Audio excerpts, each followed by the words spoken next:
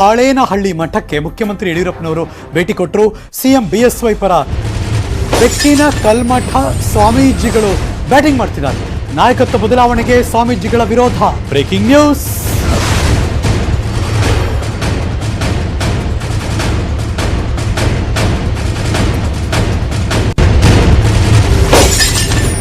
ಯಾವುದೇ ಕಾರಣಕ್ಕೂ ನಾಯಕತ್ವ ಬದಲಾವಣೆ ಆಗಬಾರದು. ಬೆಕ್ಕಿನ ಕಲ್ಮಠದ ಮುರುಘರಾಜೇಂದ್ರ ಸ್ವಾಮೀಜಿಗಳು ಹೇಳಿಕೆ ಕೊಟ್ಟಿದ್ದಾರೆ. ಶಿಕಾರಿಪುರ ಕಾಳೇನಹಳ್ಳಿಯ ಮಠದಲ್ಲಿ ಸ್ವಾಮೀಜಿಗಳು ಹೇಳಿಕೆ ಕೊಟ್ಟರು. ನಾಯಕತ್ವ ಬದಲಾದರೆ ಅದು ಕೊರೋನಾಗಿಂತ ದೊಡ್ಡ ಅನಾಹುತ. ರಾಜ್ಯದಲ್ಲಿ ಎಂಥ ನಾಯಕತ್ವ ಬೇಕು ಅಂತ ಜನ ನಿರ್ಧರಿಸಬೇಕು. ನಾಯಕತ್ವಕ್ಕೆ ಅಡಚಣೆ ಮಾಡುವ ಕೆಲಸ ಮಾಡಬಾರ್ದು.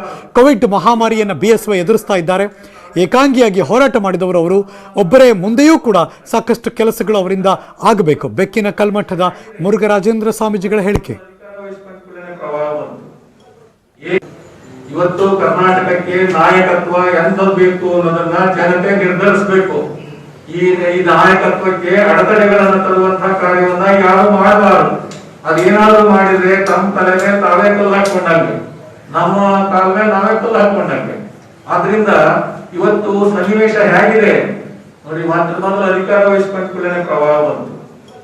ಏಕಾಂಗಿಯಾಗಿ ಹೋರಾಟ ಮಾಡಿದಂತ ವ್ಯಕ್ತಿ ಒಬ್ಬರೇ ಮಿನಿಸ್ಟ್ರು, ಅವರೇ ಸಿಎಂ ಮಿನಿಸ್ಟ್ರು ಅವರೇ ಎಲ್ಲ ಹೋಗಿ ಎಲ್ಲೆಲ್ಲ ಸುತ್ತಾಡಿ ಪ್ರವಾಹವನ್ನ ಎದುರಿಸಿದ್ರು. ನಂತರ ಇನ್ನೇನ್ ಮುಗಿತು ಅಂತಿದ್ದಂಗೆ ನೋಡಿ ಶುರುವಾಯ್ತು ಕೊರೋನಾ. ಬಹುಶಃ ಯಾರಾದ್ರೂ ಆಗಿದ್ರೆ ಜೊತೆಗೆಟ್ಟು ಹೋಗ್ತಿದ್ರು, ಬಹುಶಃ ಯಾರಿಂದಲೂ ಸಾಧ್ಯ.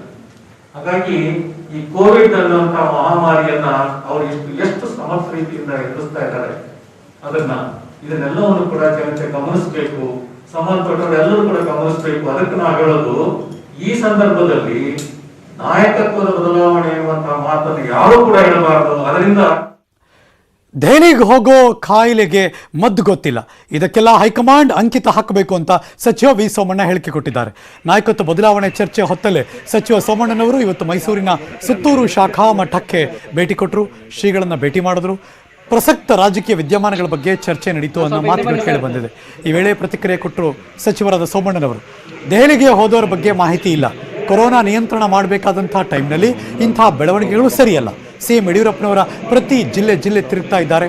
ಎಲ್ಲವನ್ನೂ ಹೈಕಮಾಂಡ್ ಗಮನಿಸ್ತಾ ಇದೆ. ಹೈಕಮಾಂಡ್ ಇದಕ್ಕೆಲ್ಲ ಒಂದು ಅಂಕಿತ ಹಾಕಬೇಕಾಗಿದೆ ಎಂದರು ವಿ ಸೋಮಣ್ಣನವರು.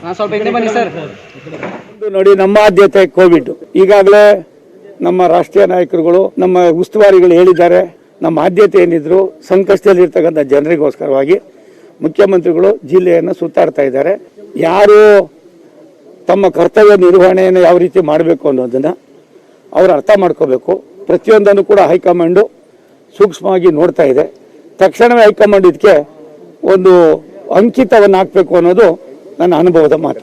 ಯಾರು ಎಲ್ಗೋಯ್ತಾರೋ ಏನು ಮಾಡ್ತಾರೋ, ಮುಖ್ಯಮಂತ್ರಿ ಯಡಿಯೂರಪ್ಪನವರು, ನಾನು ರಾಜ್ಯದ ಒಬ್ಬ ಮಂತ್ರಿ, ವಸತಿ ಮಂತ್ರಿ. ಆ ವಸತಿ ಮಂತ್ರಿಗೆ ಕೊಡಗು ಜಿಲ್ಲೆಯ ಉಸ್ತುವಾರಿ ಕೊಟ್ಟಿದ್ದಾರೆ. ಕೋವಿಡನ್ನು ಸ್ವಲ್ಪ ನಿರ್ವಹಣೆ ಮಾಡುವಂದಿದ್ದಾರೆ. ನನ್ನ ಪೂರ್ತಿ ಬುದ್ಧಿವಂತಿಕೆ, ನನ್ನಲ್ಲಿರ್ತಕ್ಕಂಥ ಶ್ರಮವನ್ನು ನನಗೇನು ಕೊಟ್ಟಿದ್ದಾರೆ ಆ ಕೆಲಸಕ್ಕೆ ವಿನಿಯೋಗ ಮಾಡ್ತಾ ಇದ್ದೀನಿ. ಯೋಗೇಶ್ ಅವರೆಲ್ಲೋದ್ರು ಮತ್ತೊಂದು ನನಗೆ ಖಂಡಿತ ಮಾಹಿತಿ ಇಲ್ಲ. ಆ ಪುಣ್ಯಾತ್ಮರಿಗೆ ಅವ್ರು ಯಾರು ಹೋಯ್ತಾರಲ್ಲ ಅವ್ರಿಗೆ ನೀವು ಕೇಳಬೇಕು. ನಾನು ಕೇಳಿದ್ರೆ ನಾನೇ.